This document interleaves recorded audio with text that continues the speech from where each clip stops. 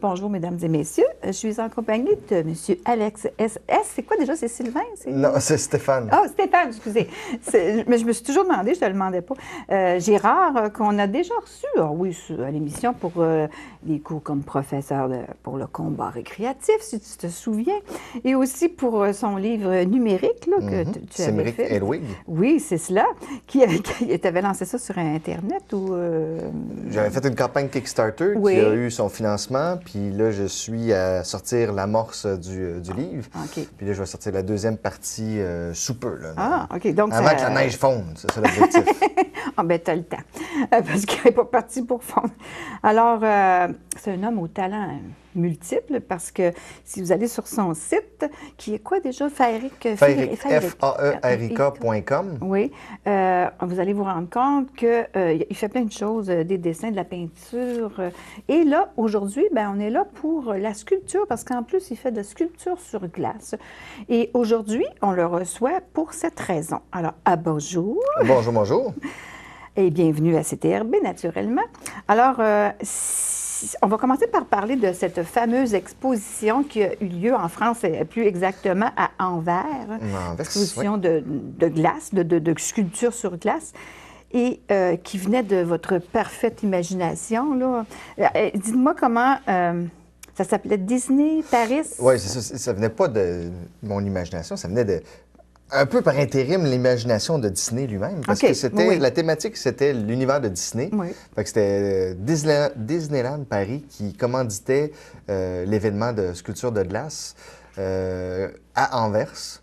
Donc, c'était tout plein de thématiques autour de Disney. Donc, il y avait certaines demandes qui étaient... précise. Immuable, oui, c'est ça. Précise, comme, mettons, il se prenait les 13 princesses de Disney. Et là, moi, où était ma latitude? C'était comment placer tous ces éléments-là, comment déployer tous ces sujets-là, plutôt que de le faire statique, genre un personnage là, un autre personnage là. Ouais. J'essayais de créer des scènes à chaque entre fois. eux autres? Ouais. C'est bien. Tu as une scène qui parlait à l'autre. Tu avais, mettons, un personnage qui est dans une scène, mais qui pointe vers là-bas. Fait que ton œil regarde vers là, tu vois l'autre scène. Boum, boum, boum. Puis c'est ça. Donc, il y avait tout plein d'éléments comme ça. C'est bien. Et ça se déroulait le janvier? Non, c'était la création s'est faite en novembre. En novembre, oui. Ça a ouvert le 28 novembre en Belgique, là, à Anvers. OK. Ouais. Puis ça s'est déroulé jusqu'au 11 février. Ah, OK. Ouais, donc, c'est très récent là, que ça vient. Ça Ils vient passent le boule là-dedans. Ah, c'est pas sérieux? Ah, ils ont 4 jours pour tout détruire. Tu fais-tu mal au cœur, ça, quand Non. Non, pas du tout. Bon, tant mieux. Et qu'est-ce qui t'a amené à cette exposition-là, à diriger, parce que tu as dirigé une équipe de gens, là, de plusieurs sculpteurs de différents pays même. Qu'est-ce qui t'a propulsé vers ce coin-là? C'était la 4e année que je sculptais avec cette équipe-là. C'est sensiblement les mêmes gens. Puis là, il y avait un changement de garde au niveau de la production. Donc, il y avait une opportunité qui se faisait là. En 2008, moi, j'avais sketché pour l'événement de sable qu'il y avait à Québec, à Expo-Cité à Québec. Il y avait un gros événement de sable dans les dernières années. Puis en 2008, il y en avait un. Puis puisque j'avais l'expérience du sketch, de la composition générale, de comment on doit penser un événement... ça, c'est des sculptures sur sable, c'est ça, tu veux dire? Oui, à Expo Québec, c'était des sculptures de sable. Fait que là, j'ai proposé aux producteurs là-bas, si vous avez besoin de quelqu'un pour faire les dessins, je suis partant. Mais tu sais, dans ma tête, c'était faire les dessins, là, finalement. Oui, faire les dessins implique aussi la direction ensuite. C'est-à-dire, une fois que tu as fait les dessins, tu te dis, bien, ça va être cette scène-là, cette scène-là, cette scène-là. Si tu n'as pas d'autres, comment on pourrait dire, délégueurs ou un directeur qui va prendre tes dessins puis qui va les appliquer, bien, c'est à celui qui a dessiné de le faire. Oui, c'est ça. Puis il y a une grosse part de... Sans que ce soit de l'improvisation pure, c'est du débrouille-toi, prends l'espace qui est là, puis faisant quelque chose de bien. Oui, les moyens du bord. Oui, fait que je suis arrivé là-bas, j'ai eu une semaine pour tout dessiner l'événement. Pas beaucoup, ça, une semaine. Non, c'est ça. Quand tu connais pas trop ton mandat, puis tu débarques là, puis tu fais « Oh, OK, c'est ça qu'il faut que je fasse. » Une semaine. Puis là, boum, il a fallu que je le fasse. Après ça, il y a eu 25 sculpteurs qui sont débarqués. Mais toi, tu travailles-tu beaucoup sur deadline comme ça? Oui. Est-ce que ça te motive d'avoir un deadline? J'aime justement l'urgence. Oui, c'est ça. C'est comme un défi, ouais, tu sais, c'est ça. Okay. J'ai beau des fois m'y prendre d'avance, je vais préparer mes affaires, mais ça finit tout le temps qu'il y a tout le temps quelque chose à faire jusqu'au dernier moment. Ouais. Fait que des fois, je me dis, je suis mieux peut-être d'attendre jusqu'au dernier moment. Ça, c'est un de mes défauts. Moi, toi, c'est une qualité pour toi, mais moi, c'est un défaut. Et puis là, tu avais différentes personnes de différents pays. Est-ce que c'était difficile? Parce que les gens, est-ce qu'ils créent de la même façon dans d'autres pays? J'imagine que non. Là, ils n'ont pas la même technique. Ou, Non, bien, c'est ça. Il y a deux questions là-dedans. Il y avait 12 nationalités là-bas, dont certains ne parlaient pas français ni anglais. Fait que là, c'était intéressant. Tu communiques par borborigme puis par petit kiril. Non, c'est pas ça. C'est plus parce que là, on utilise la chainsaw. Fait que là, ta main, c'est la chainsaw. Ah, OK. Coupe-moi ça, là. Moins de détails. Il y avait quand même beaucoup de Russes, de Slaves. Ah, ouais. Donc, tout ce qui est polonais, tchèque, connaissent un peu le russe. Oui, parce que ça se peut-tu parce qu'il fait froid que c'est plus populaire? C'est plus parce que c'est une région du monde qui est sous pas l'emprise, mais l'influence russe, mettons. Ouais. Donc, il y avait beaucoup de gens russophones. Puis moi, je connais quand même quelques mots russes. J'ai eu un colloque russe, fait que je connais le travail beau. C'est pratique, ça. Plus fort, moins fort, plus grand, plus petit. Fait que juste avec ces petits mots-clés-là, j'étais capable quand même de me faire comprendre en général. Puis il y avait juste les Hongrois que là, eux autres, ils parlaient ni russe, ni français, ni anglais. Fait que là... c'est pas une langue facile. Non, mais c'était drôle pareil. Ouais. Fait que ça, c'était comme la première partie. Puis là, l'autre partie de la question, c'était est-ce qu'ils travaillent différemment? Oui. Parce qu'encore là, les Slaves, je mets la famille des Slaves étant les Russes, les Polonais, un petit peu moins les Tchèques, mais vraiment Russes, Polonais, eux autres, ils ont une formation très académique, classique. Et ils voient que tu as du talent. Oui, rigide, puis justement, ça paraît. Ouais. Mais ça fait que c'est des dieux de l'anatomie. Okay. Ils sont pris dans leur village à 15 ans, puis tu as du talent, toi, je t'amène à l'université, puis là, tu vas faire que ça tout le temps. Ouais. Fait que là, eux, leur étude de l'anatomie est comme un peu un médecin. Ils vont aller faire des dissections de corps pour voir comment que les muscles sont connectés. Fait que quand ils te font un personnage... anatomiquement, ils sont parfaits. C'est vraiment génial, mais ils sont très rigides. Ils sont habitués à se faire dire « pense dans cette boîte-ci ». Donc, si on veut mettre quelque chose de concret, les 13 princesses que je devais placer tantôt, j'ai décidé de les mettre dans une salle de bal. Tu avais Elsa, la Reine des Neiges, qui les invitait dans la salle de bal, puis je voulais du mouvement, puis voici l'image de la princesse, mais fais-la danser, fais-la qui prend sa robe, puis qu'elle swing d'un bord. Ça bouge, c'est ça. Ça a l'air de bouger. Eux autres, ça ne marchait pas. Le côté slave, ils te faisaient exactement ce que tu leur offrais comme image, là, mais ça s'arrêtait là. Tandis que les Nord-Américains sont moins bons en anatomie, mais ils sont capables de prendre un objet puis de le faire bouger dans leur esprit. Encore là, ils sont capables de plus de créativité. Moins fort en technique, mais leur créativité est plus grande. Fait que là, ça répondait plus à la demande. Il reste juste la technique pour être capable d'améliorer le tout. Quand tu parles comme ça me fait penser au patin. Hein? Il y en a des fois dans les patins artistiques, c'est comme la technique, puis il y en a d'autres, c'est l'artistique. Puis des fois, quand tu réussis à avoir les deux, mais c'est merveilleux. C'est le combo ultime. Il y avait d'ailleurs un Russe qui est pas mal le meilleur sculpteur que j'ai vu en matière de sculpture de glace. Et lui, il combinait les deux. Là. Il avait une bonne connaissance anatomique, mais il n'avait pas la même formation académique que ses confrères russes. Je pense qu'il était allé étudier aux États-Unis. Fait qu'il il avait l'esprit ouvert, mais en même temps le goût de la perfection des Russes. C'est bon. Puis, tu avais les 12 princesses. Est-ce que tu avais juste ça ou tu avais d'autres personnages de Disney? Tu avais d'autres personnages aussi, j'imagine, parce qu'il y en a. Alice au Pays des Merveilles, mais version Disney. Robin des Bois, version Disney. Peter Pan, on avait Goofy, Mickey Mouse et compagnie. On avait Wall-E, parce qu'il y a Pixar aussi. Le catalogue de Disney est immense. Il y a Pixar, il y a maintenant Marvel puis Star Wars. Mais là, ça, on n'a pas inclus ça dans celui-là, mais l'année prochaine, Star Wars, ah oui, t'as ça dans la tête, là, c'est ça? Oui. OK, ça pourrait intéresser une autre génération aussi, là, tu sais, parce que ça embarque d'autres genres de films, d'autres genres de... J'aimerais ça aussi aller puiser dans les films plus... occulte de Disney. Là. Il y a science-fiction et tout ça? Non, bien, moi, ce que je pense, c'est les Silly Symphonies. Ah, OK. Là, on parle des années 30, des dessins des années 30. Où ce que là, il était en train de faire, d'établir son empire, mais Ils n'avaient pas encore fait Blanche-Neige. Ils étaient encore juste avec les Mickey Mouse, mais ça générait suffisamment d'argent pour qu'ils soient capables de faire des projets on the side. Ouais. Puis là, ils avaient fait les Silly Symphony. C'était tous des petits films de 7 minutes, à peu près 7-8 minutes, mais qui explorent des métaphores artistiques, puis assez, des fois, psychédéliques. C'est assez particulier, là.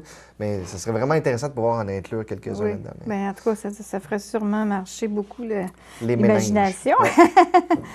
Tu as commencé à t'initier à la sculpture sur glace. Quand exactement que c'est parti, ça, cette Sculpture de glace 2006, sculpture de neige 2001. OK. C'est par le biais de la famille des Lepire que j'ai entré dans l'univers de la sculpture de glace et de sable.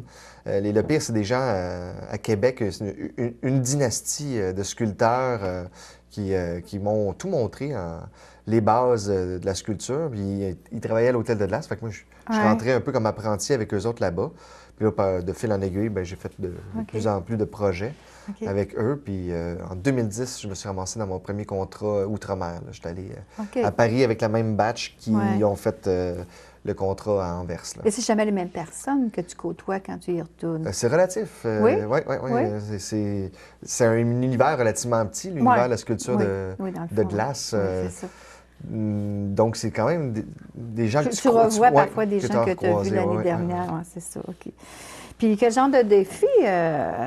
Mon Dieu, si tu arrivé que des fois, je ne sais pas, tantôt, on a parlé ensemble avant l'émission, la glace peut fondre ou je ne sais pas, ou elle ne fond pas pour telle ou telle raison. Avez-vous rencontré des problèmes? Bien, on a rencontré un problème sympathique, j'appelle ça de même, parce qu'on l'a réglé. Mais sur le coup, tu fais comme, qu'est-ce que je vais faire avec ça? C'était à Anvers, il y a eu une inondation. Une inondation dans la ville? Non, dans la tente. Peut-être mise en situation. Comment on procède? C'est un gros chapiteau. Imaginez une porte de garage là, en forme là, avec capé en métal. Là. Mais là, ils font des sections de murs avec ça, avec le toit. Puis après ça, ils mettent des éléments réfrigérants. Donc, on se retrouve dans un immense congélateur de 180 pieds de long par 60 de large par 25 de haut. Qui est nu à moins 15 tout le temps qu'on sculpte. Mais ça, c'était plus bas que le niveau du sol. Puis toutes les gouttières coulaient directement à la base de la tente. Fait que quand il s'est mis à pleuvoir 2-3 jours de suite, l'eau rentrait tout en dessous, puis il y avait un bon 6 pouces au moins entre le niveau du sol puis le niveau de la tente. Fait que là, on se ramassait avec de l'eau partout, de l'eau à 15 degrés, puis toi, tu as des murs en glace de 10 pieds de haut, puis il y en avait de 20 pieds de haut, des sculptures. Fait que tu te dis, OK, qu'est-ce qu'on va faire avec ça? Là? Ça va-tu faire fondre la base, puis le mur va faire... Il va tomber, c'est ça. Mais en une soirée, on a regardé, ça a juste fait une couche de glace sur le dessus, puis en dessous, c'était encore de l'eau. Fait que là, on se demandait quoi faire avec ça. Mais finalement, à la fin de chaque journée, quand on sculpte, on pétouille de la glace. Fait qu'on se ramasse avec plein de glace, un peu comme la petite glace qu'il y a chez le poissonnier. Là. Mais ça, on s'en ramasse plein autour de nos sculptures. Ça, d'habitude, on prend ça puis on jette ça à l'extérieur. Mais pour régler le dossier, moi, j'ai pris toute cette neige-là, cette glace-là, puis on l'a mis dans l'eau. Fait que ça a, de un, monté le niveau de l'eau. Donc, on a atteint le niveau du sol. Tu as mis ça par en dessous, c'est ça? Sac-moi ça dans l'eau, c'est ça que je leur disais. Ah, OK. Sac-moi ça dans l'eau. Je disais ça aux Russes, là, ils disaient, Oui, mais ça fait russe, sac-moi ça dans l'eau. Sac-moi ça dans l'eau. Fait que là, ils comprenaient que c'était ça qu'il fallait faire. Puis en même temps, ils étaient contents de ne pas avoir pelleté leur chenoute puis mettre ça dehors. Fait que là, j'ai mis ça dans tous les chemins. Puis après ça, j'ai passé avec un râteau pour égaliser ça. Ah, OK. Fait que Le lendemain, on est arrivé. Ce qui était bien avec ça, c'est que si on n'avait pas fait ça, ça aurait fait une belle patinoire. Puis on a des forklifts puis de la machinerie qui a des roues de plastique. Là, ça aurait spiné. Ah, je comprends. Tandis que là, avec le fait que tu avais plein de petites glaces qui étaient au niveau, la machinerie passait, ça grippait au sol. S'agrippait. Fait que là, j'étais comme « Youhou! » Ah, mais voyez-vous, l'imagination ne sert pas qu'à l'art, mesdames et messieurs. Non, c'est ça. Il y a des belles solutions à trouver. Ce festival-là revient l'année prochaine. Tu en as parlé. Tu dis. Alors, ça, là, tu as répondu à une de mes questions en me disant que tu vois un peu comme autre chose à propos de Disney, mais autre chose comme des personnages là, peut-être plus récents. D'après moi, ça va être Star Wars parce qu'ils sortent le Star Wars. Fait qu'il va y avoir une grosse part associée à Star Wars. J'imagine qu'on n'aura pas le choix de mettre du Mickey Mouse là-dedans un peu parce que c'est comme c'est indéniable. C'est ça, la marque de commerce. Puis les Silly Symphonies, comme je disais, ça Ouais. peut être une affaire, mais je suis pas sûr que ça va passer parce que c'est pas assez commercial. C'est Mais il y a c'est moins différentes connu affaires, un petit peu, c'est ça. C'est moins connu un peu, Ouais. peut-être, c'est ça. Ouais, c'est à peu près pas Ouais, connu, c'est mais ça. c'est du Disney pareil. Fait que, tu sais, on pourrait garder un 10 de tout l'événement d'éléments qui est un petit peu moins connu. Juste une simple, les gens... Juste pour le faire connaître, Ouais, justement. puis les gens font « Ah oui! » Ceux qui le connaissent sont bien contents de le voir. De le voir, c'est Ou ça. peut-être faire une espèce de petit hall pour les sculpteurs. Là, tu sais, tu demandes aux sculpteurs, fais-moi ce que tu peux faire de mieux. Parce que sinon, c'est juste des commandes. Ah, ouais. Mais pour le visiteur, tu vois la commandite Disney, tu vois la publicité, Mais oui. tu l'as l'effet publicitaire, mais en plus, tu vois que Disney encourage l'art. Moi, c'est un peu de cette optique-là que je veux le faire. Tu arriverais avec des pièces, des œuvres d'art sublimes, Mais oui, parce que c'est c'est tous sûr. des sculpteurs sublimes là, Oui. qui sont là. Ils ont quand même du talent. S'ils sont rendus là, c'est Exact. qu'ils ont fait leur preuve, j'imagine. Ouais. Fait que ce serait curieux de voir qu'est-ce Ouais. qu'ils pourraient Qu'est-ce faire. qu'ils pourraient faire en imaginant Ouais, tout ouais, ça. Maintenant, dans un deuxième temps, tu as aussi participé à la mi-janvier au Festival de Saint-Côme en glace, Ben oui, qui oui. est quand même quelque chose aussi. C'était quoi ton rôle à ce moment-là?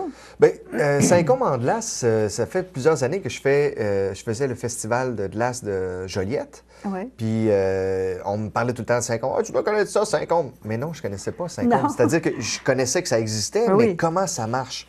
Puis c'était mystérieux, il y avait un voile de mystère. Puis j'ai compris pourquoi il y a un voile de mystère, parce que c'est vraiment un festival créé par la communauté. OK. Puis là, cette année, il n'y avait pas de festival à Joliette. Puis j'avais des gens que j'aurais aimé ça former pour peut-être des voyages outre-mer encore et juste sculpter la glace. Mais là, je voulais les inviter à ce concours-là, mais il n'avait plus. Fait que là, il y avait Saint-Côme qui était disponible. Fait que on est allé à Saint-Côme. OK. C'est bénévole. C'est un peu une question de « Ah, OK, ben moi, d'habitude, je fais ça pour de l'argent. » Mais ça m'a Ouais. fait plaisir d'y aller bénévolement. Je me suis dit, je vais ramasser des karma points. Ouais. C'est des points de bonnes actions qui t'amènent des bons bons résultats, retours, des bons c'est ça, résultats. des Puis bons ça a déjà résultats. commencé à revenir, puis fait que je suis bien heureux avec ça. Puis en même temps, je suis surtout heureux d'avoir vécu l'expérience à Saint-Côme parce que j'ai vu une communauté super agréable, tissée serrée. Chaque citoyen venait me voir avec sa bouteille de caribou en disant que c'était la recette. Ça, c'était bien. Ça, c'était rigolo, ça. Donc, c'est des gens qui sont quand même très enclins à recevoir du monde Absolument, d'extérieur et Mais ce que à je me les suis fait encourager. dire que depuis, ça va faire 35 ans l'année prochaine qu'ils font cet événement-là. Puis c'est la première fois qu'il y avait un sculpteur professionnel qui Ouais. débarquait là. Fait que, tu sais, il venait voir autour de mon affaire de glace. Là, ah, c'est quoi tes outils? Ah, wow, OK, c'est ça, cette affaire-là. Ben oui. Tiens, prends une petite shot de caribou. Le par la semaine, prends des photos, tu sais. Mais ça, c'était vraiment bien. Mais puis je me sentais spécial d'être, je tu sais, comme, comprends. hey, moi, je connais ça, la sculpture. Mais en même temps, C'est ça. Bien, ça fait quand même plaisir que les gens s'intéressent à ce qu'on oui, fait. puis le monde là-bas, c'est vraiment appréciable. Ouais. J'ai découvert une communauté à découvrir, mettons. Oui, OK. Ben, c'est bien. Ouais. Tu as abordé quel thème dans tes sculptures là-bas? Là-bas, ben, j'ai pensé en fonction de la famille, parce que je me suis dit, OK. ça va être des gens qui vont venir, puis qui aiment ça, voir des choses. Fait que j'ai fait un château, un chevalier avec son épée et sa lance, OK. devant un dragon qui est assez immense, là. Oui. Fait qu'il y avait comme un jeu de perspective par rapport à ça. Puis là-dedans, c'est que je voulais pratiquer du collage. Parce qu'avec la glace, tu peux faire du collage. OK. Je voulais pratiquer des reliefs, des bas-reliefs, des hauts-reliefs, des rondes bosses, puis des sculptures 3D complètes. Ouais. Fait comme ça, la personne, mes apprentis qui venaient, ben, pouvait un peu toucher à tout. Pouvait OK. voir un peu qu'est-ce qu'il y en était. OK. Du gros dégrossissage. Comment que ça se fait, Découvrir tout des ça. choses, c'est Ouais. ça. Fait que, Si donc, c'est du collage, c'est quoi? Ça m'intrigue. Collage, Comment en gros. coller la glace? Oui, mais c'est ça. C'est que, par exemple, le cheval et le chevalier, Oui. ben, le cheval, le dos du cheval était presque à hauteur normale. Mais tu sais, plutôt que de sculpter le cheval avec son chevalier dessus, Ouais. fait que là, tu es tout le temps en train de gosser, puis Oui, je veux des pas détails, l'accrocher ouais, ou quoi c'est que ce soit. Tu fais le cheval. J'ai inclus les jambes du chevalier, mais j'ai pas fait le haut de corps dedans. Ah, OK. Fait que le haut de corps, je l'ai sculpté à côté. À côté. Fait que je l'ai sculpté à côté sans les bras, juste la tête OK. puis le corps. Fait que là, Étape je pogne par ça, étape. ouais, pout. Puis après ça, sur une autre affaire, tu fais les bras, mais les bras, c'est la même affaire. Tu peux faire 2 fois une forme qui est comme ça, puis après ça, couper, puis là, tu as 2 fois le même bras, puis après ça, Ouais. tu colles. Puis coller, en gros, c'est juste mettre de l'eau. Oui, parce que ça pogne ensemble, finalement. Ouais. Soit que tu utilises une plaque chauffante entre le morceau que tu veux coller puis Oui. l'autre. Fait que là, tu mets la plaque qui est chaude, puis tu mets les 2 morceaux, tu bouges la plaque, tu tasses ça, 10 secondes. Ça prend juste 10 secondes. Ah oui, OK. Puis c'est gelé. Ouais. C'est ça. Puis, ou sinon, la chainsaw. Tu mets les deux ensemble, puis zip. Essaie de couper un doigt en même temps. Ah, mais autant que possible. On peut pas tout faire. Là. Mais. Ouais, ça t'est jamais arrivé, des petits accidents comme ça, j'espère? Par chance, non. M'a touché de la cuillerette. OK, on n'a pas le choix. Ah, bien, il y a du bois ici, je pense. Ah, moi, je suis pro-cuillerette. Ah, t'es cuillerette? OK, d'accord. N'importe quelle. J'ai une superstition, de toute façon. Oui, je suis très bien. Je vais toucher les cheveux. Moi, je touche ça quand je touche du bois. Ça a duré combien de temps, cette exposition-là? C'est encore en cours, si je me C'est encore là, hein? Oui, c'est ça. Ça va être jusqu'à temps que ça tombe à cause de la météo, j'imagine. Oui. Donc, il y a du monde qui s'amuse à donner des coups de masse dedans, on ne sait jamais. Mais, j'espère que non. Mais non, ce n'est pas des idées à faire. Donc, c'est ça, le 5 je ne sais pas exactement jusqu'à quand ça non, revient. j'imagine qu'ils vont les garder jusqu'à temps qu'il fasse assez froid. Exactement. Là, Puis moi, j'ai travaillé là 4 jours. Okay. Avec 2 apprentis différents. OK. C'est une belle expérience, finalement. Ah oui. Bon. Ça prend combien d'heures, là, une sculpture normale? On peut pas dire normale. Donne-moi un exemple de sculpture. Comme tantôt, tu parlais d'un cheval. Bon, ouais. On prend un cheval, mettons. Comment ça peut prendre d'heures sculpter un cheval? Ce que je vais te dire comme exemple, c'est les gros big blocks qu'on utilise en Europe. Là. Ça, tu peux rentrer un personnage grandeur nature là-dedans. Okay. C'est 6 pieds par 3 pieds par à peu près 2 pieds de profond. Okay. Ça, un sculpteur professionnel performant va être capable de passer au travers pour un personnage en 3 jours. Ah! Pour un personnage impeccable, digne d'une statue. Très bien fait. Oui, 3 jours. Puis là, tu as des variantes. T'en as que c'est des machines. Là, ils peuvent te le faire en 2 jours. Mais même si c'est des machines en 2 jours, il va manquer des détails. Ça va être, il va y avoir une erreur de proportion parce que c'est important de prendre en compte le temps où est-ce que tu te recules. Puis là, tu regardes est-ce que tout est bien placé. Puis là, parce que il y a un sculpteur qui est excellent qui m'en a fait un en 2 jours, mais il y avait des erreurs de proportion. Ah. Fait que 3 jours, c'est un minimum pour une grosse affaire. Mais vois-tu, le cheval, je l'ai fait en 2 jours maximum. Parce que là, il fallait gauler, mais en même temps, il n'était pas complètement... raffiné? Nickel, oui, c'est ça. C'était pour l'enseignement. Oui. Puis en même temps, il fallait juste que ce soit solide. C'était pas dans un contexte où il va être exposé pendant 2 mois, dans un endroit clos. Il faut que ce soit rough pour que ce soit capable de subir des intempéries. Oui. Fait que tu as tout le temps ça à jauger là-dedans. À jauger entre les deux, oui, c'est ça. Ouais. OK. La température, ça peut te favoriser, te défavoriser, ou la glace, ça tient le coup, comme on dit? Oui, bien, c'est à toi de t'arranger avec le matériau. C'est-à-dire que si tu as du collage à faire, c'est sûr qu'à -5 en montant, tu es dans la chenoute. Il faut juste que tu réussisses à le déposer. Là, tu utilises la gravité de ton bord dans ce temps-là. OK. En gros, là. Puis c'est un matériel... On sculpte de l'eau. Hein? Oui, c'est ça. Tu t'adaptes en fonction de la température. C'est ça. Et puis, pour travailler, mais tu sais, il ne faut pas t'ailler froid. Est-ce que tu travailles à main nue? Comment tu fais ça? Moi, je suis frileux. C'est ça qui est drôle. C'est ça. Je suis frileux, fait que je vais mettre multiples couches d'oignons. Fait que, tu vas... Mais les mains, là, pour l'agilité des mains, c'est-tu important? Ben oui, mais encore là, il faut que tu choisisses ton bon combo de gants. Moi, souvent, je vais mettre un petit gant avec un plus gros gant par-dessus, semi-imperméable le plus possible. Puis quand j'ai du collage à faire, j'ai des gants qui sont imperméables. Tu mets Mais encore là, des fois, ce qui est mieux pour le collage, c'est tu y vas à main nue. C'est que tu es assez chaud, puis tu fais juste prendre ta slushée, tu garages ça là. Puis après ça, tu mets ta main à quelque part au chaud. Ça sèche. Une fois qu'il est sèche, tu remets ton gant. OK. Mais... Il y a des trucs quand même. Oui, c'est ça, il y a des trucs. Bien, justement, si tu places tes gants, si tu enlèves tes gants, il ne faut pas que tu les mettes à quelque part parce que sinon, ils vont finir durs comme de la glace. Parce que juste la sueur. Fait que tu as différentes positions. Tu peux mettre tes gants à la française, la française ici, ou tu as le poulet. Fait que là, tu t'assois tes gants. Hein? Puis tu as la technique de la vache ici. Si tu la mets entre tes cuisses, tu as les pieds qui sortent par là. Fait que, t'as le kangourou aussi, ça c'est dans le soute ici. Fait que là, tu les places en main. Puis ça porte tous des noms comme ça. C'est assez spécial. Donc là, on est rendu à montrer les outils dont vous vous servez. Je vais juste enlever votre verre d'eau. Juste un instant. On commence par celui qui a en apparence le plus violent. C'est une gratte. C'est du papier sablé à neige. C'est du gros grain. Oui, je vois ça. Parce que tu peux utiliser du papier sablé gros grain qui va être du fin pour la neige. Tu peux utiliser ça pour la glace, mais c'est quasiment pas assez fort pour la glace. Mais c'est ça, je sais même pas c'est quoi le nom du morceau de métal, mais c'est pour les sections de mur dans quand tu fais un toit de maison, par exemple. OK. Fait que tu mets ça là-dessus, puis tu peux gratter ça. C'est pas mal tout de l'ingénierie pour chacun des outils. Ça, c'est un ciseau à glace. C'est le plus commun des ciseaux en soi. Puis encore là, c'est fait à la main. Puis tu peux l'utiliser ici pour la neige, pour les détails. Pour les détails, c'est important.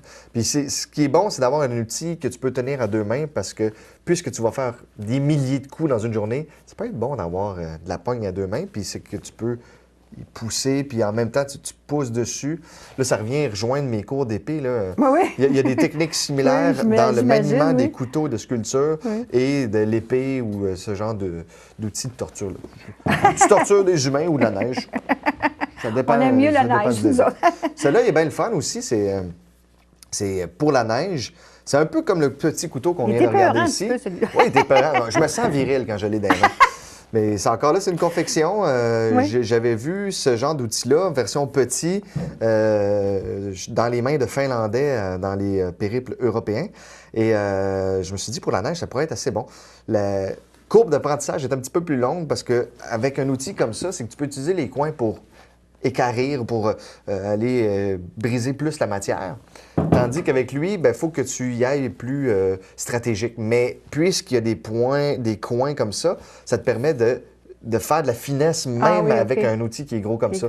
Tu peux péter des zones qui sont tout petites juste avec le coin. Ah oui, Mais c'est ça, ça prend une compréhension de l'objet après un certain temps. Une technique que tu connais quand même. Puis de bien l'affûter. Mais l'outil All-Star pour la neige et la glace, c'est le Die Grinder, qui serait une toupie rotative, machin, chouette. En français, c'est plus difficile à dire. C'est bien long. C'est comme un Dremel, mais à 2 mains. Fait que c'est les embouts qui diffèrent Oui, tu peux changer d'un outil à l'autre. D'une tâche à l'autre. Oui. Il y a plein d'embouts, puis c'est des embouts qui ne sont pas donnés. Là. Ça va de 60 à 200, 300 pièces l'embout. Fait que ça peut être assez cher. J'imagine qu'il y a de la qualité là-dedans aussi. C'est ça. Puis tu as différents die grinders, comme là, c'est un Underwalt, mais tu as aussi les Makita qui sont assez intéressants. Fait que c'est ça. Je vous ai apporté ceux-là, mais j'en ai une valise pleine d'outils. D'outils, oui, j'imagine qu'il y a autre chose. Puis tu as le scie à chaîne qu'on utilise beaucoup aussi. Oui, OK. Ça, c'est quand même assez pesant à manipuler. Scie à chaîne électrique. OK. Parce que justement, si tu fais de la scie à chaîne à longueur de journée, tu n'as pas le goût d'avoir la grosse patente. Non, C'est lourd, tu sais. Puis si on est 15 sculpteurs dans un endroit fermé, ça va finir par sortir le gaz, puis on va tout être sur le party avant d'être sur le party le soir, tu sais. Donc, on préfère les machines qui ne nous donnent pas de trouble autant que possible. Oui, c'est ça. Électrique. Est-ce que c'est plus délicat, mais je ne sais pas si tu ne peux pas me répondre, mais est-ce que c'est plus délicat de la sculpture sur glace que de la sculpture sur bois?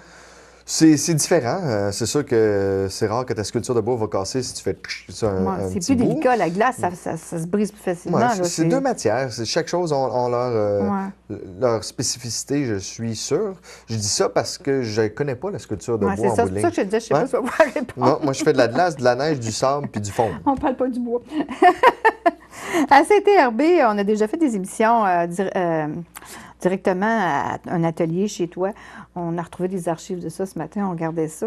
Tu es de quelle ville, toi, exactement? Bien, présentement, j'habite à Sainte-Élisabeth. Oui, je suis originaire de Magog en Estrie.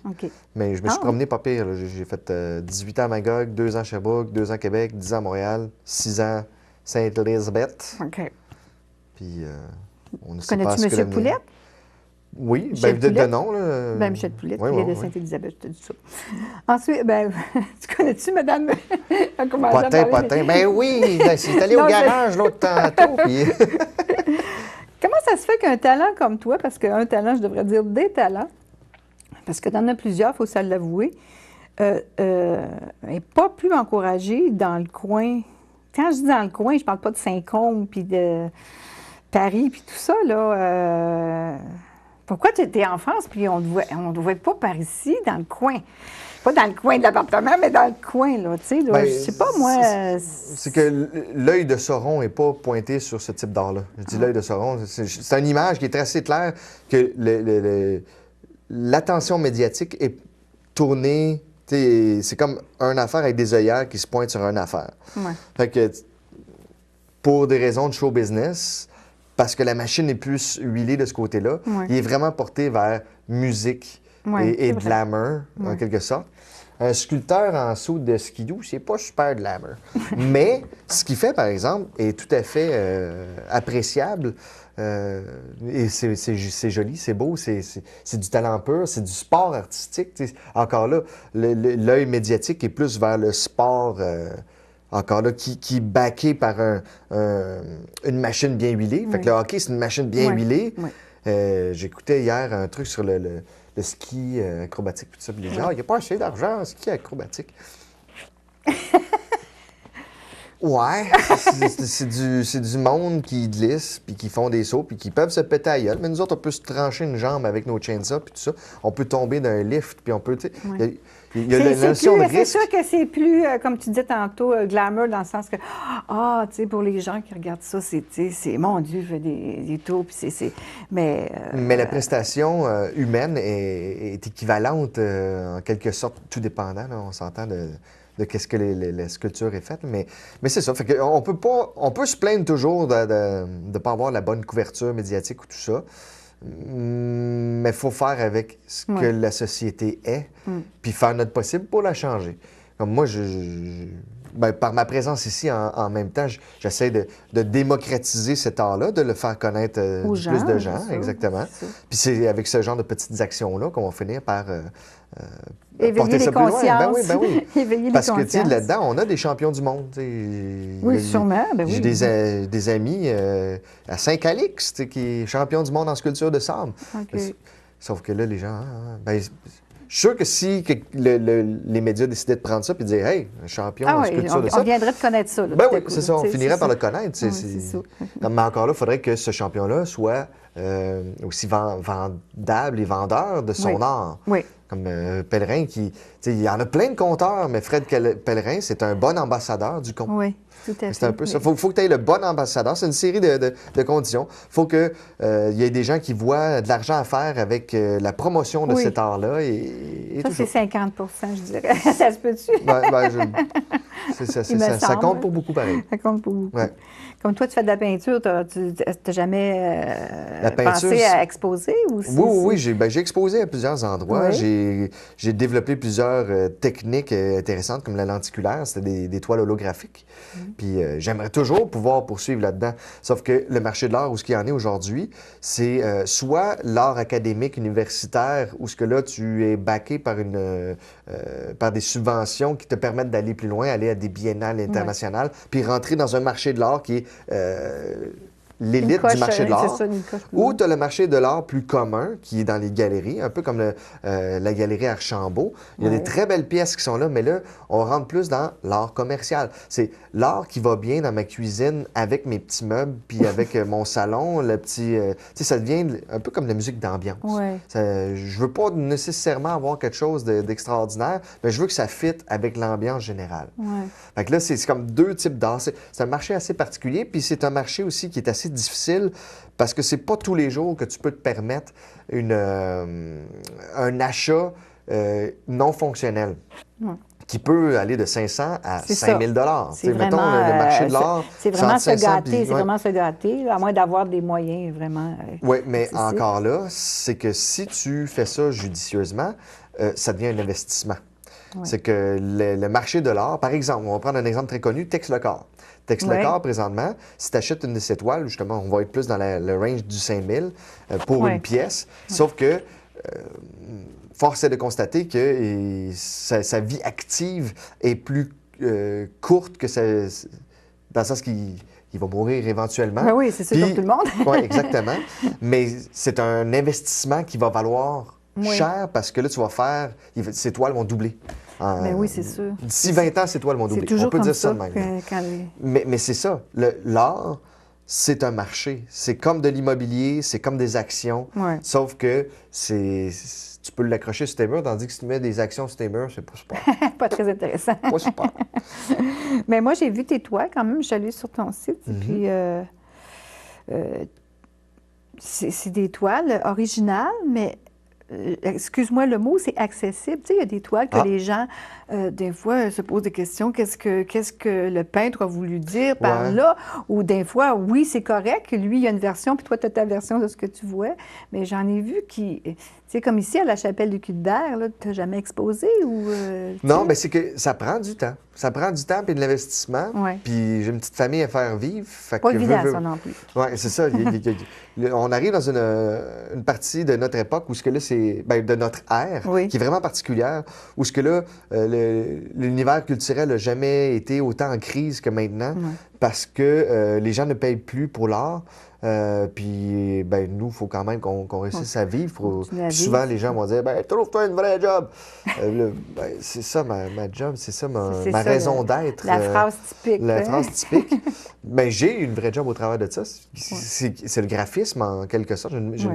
Puis ça me permet justement de m'acheter de la latitude temporelle pour faire mes projets personnels. Puis ça aussi, c'est un métier qui me permet de gagner ma croûte.